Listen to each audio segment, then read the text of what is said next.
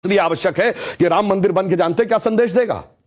दुनिया का इतिहास भरा पड़ा है कि भाई भाई की गर्दन काट के गद्दी पे बैठा, बेटा बाप को मार के गद्दी पे बैठा। यह दुनिया को एक संदेश देगा कि एक ऐसा भी महापुरुष है, एक ऐसे भी भगवान है, एक ऐसी महान संस्कृति है जहां पिता के एक वचन के लिए संपूर्ण राज्य छोड़कर बेटा जंगल में चला जाता है। जहां जिसको राज मिलने वाला होता है वो खड़ाऊ रख के शासन करने लगता है, दूसरा भाई जंगल में चला जाता है। यह संदेश देगा।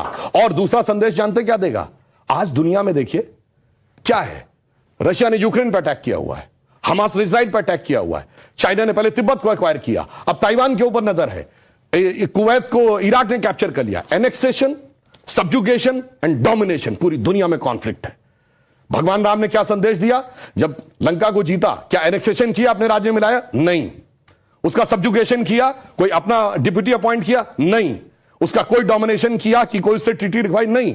कहा भाई अपने अपने धर्म का पालन करो, बस हम इतने ही में करते हैं। तो पूरी दुनिया को जियो पॉलिटिकल संदेश अगर कोई देगा तो वो ये देंगे। और मैं एक बात और कहना चाहता हूं, जो आपने कहा राम शब्द का अर्थ जानते क्या है? रम धातु से बना है। जैसे आपने हिंदी में और संस्कृत में शब्द सुना होगा रमणीक स्थान, रमता जोगी, यानी जिसमें चीज सेटल हो। राम शब्द का संस्कृत में अर्थ है रमन्ते इति रामः, अर्थात वह एलिमेंट जिसमें संपूर्ण संसार सेटल्ड है। और वो एलिमेंट का संघर्ष किससे है? दशानन से, 10 मुख वाले रावण से, उसकी 10 इंद्रियों की बहिर्मुखी पिपासा से। और राम उत्पन्न कैसे होंगे? राम के पिता क्या नाम है? दशरथ। तो 10 इंद्रियों को रखेंगे तब भगवान, तब डिवाइन एलिमेंट आपके अंदर उत्पन्न होगा। Extrovert tendency of all the 10 senses को डिस्ट्रॉय करेगा और धर्म स्थापित होगा। जब ये कहने लगते हैं ये राम वो राम, तो मुझे जानते क्या नजर आता है? वही बच्चों को एलिमेंट्री पढ़ाया जाता है 1 2 3, फिर आगे जाके वो फ्यूचर में एमएससी मैथमेटिक्स भी करता है, बैलिस्टिक इक्वेशन भी बताता है। पर ये कहेंगे नहीं वो बैलिस्टिक इक्वेशन है तो फिर तो 1 2 नहीं पढ़ाना चाहिए, क्योंकि वो तो अलग है। मैं पहले भी उदाहरण दे चुका हूं। 4 - 3 = 1 होता है। आप सब ने जब क्लास 2nd 3rd में एडिशन सब्सट्रैक्शन सीखा अगर आप 3 - 4 करते टीचर डांट देती थी। बेवकूफ ये नहीं पता 3 - 4 नहीं हो सकता, पर 3 - 4 होता है -1। ये बताएंगे -1 का स्क्वायर रूट होता I, जो सारी बैलिस्टिक इक्वेशंस का मेन अंग।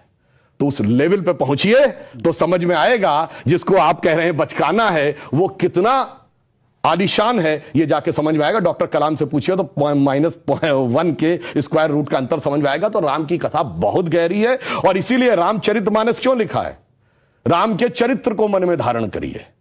रावण हर चीज में राम से बड़ा था जब राम लीला कर रहे थे। वैसे तो वो ईश्वर है, हर चीज में बड़ा, पैसे में बड़ा, उनके बाद सोने की लंका, उसके बाद रावण रथी विरत रघुवीरा। अगर देखा जाए पावर में उनसे ज्यादा बड़ा, 10 आदमियों की ताकत उसको, उनसे बड़ा पंडित मुस्सा जोधा और ना कोई दूजा है। अपने शीशों को काट काट शंकर को मैंने पूजा। वो कहता इतने बड़े पुजारी तो राम भी नहीं थे। फिर किस कारण से वो हार गया? चरित्र में राम बड़े थे। इसीलिए तुलसी ने कहा रामचरितमानस। और चरित्र की याद दिलाएगा यह मंदिर, जो सिर्फ भारत के लिए नहीं पूरी मानवता के लिए श्रेष्ठतम मानवीय मूल्यों का प्रतीक होगा। इसलिए 21वीं सदी का महान भारत बगैर राम मंदिर के संभव नहीं था। इसीलिए अमृत काल के उषा काल में राम मंदिर उभर के सामने आ रहा है।